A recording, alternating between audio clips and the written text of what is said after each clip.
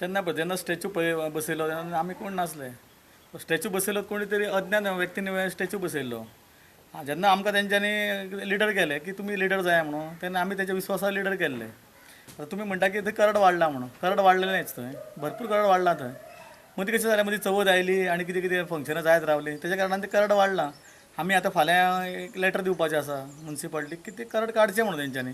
जर समज ते काडिना, तेंच्यांनी सांगलें की तुमीच असो शिवप्रेमी काडा म्हणून, जाल्यार आमी बी काडूं शकता अशें. आनी मागीर कशें आसा, तुमी आतां म्हटलें की फुडली स्टेप तुमची कितें आसा काय म्हणून.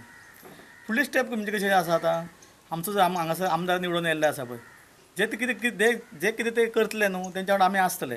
कित्याक ताका अख्खे जनमतान तांकां निवडून दिल्ले आसा आनी भरगोच्च मतांनी तांकां दिल्ले आसा. ते डिसिजन ते घेतले. दोन समुदाय आसा थंय, तेज्या कारणान जे ते बसून आमी जे कितें उलयतले, जे डिसिजन घेतले ते आमकां मान्य आसतले. आनी तांकां आमी आमचो नेता मानता, तेंच्या भायर आमी आसचे ना.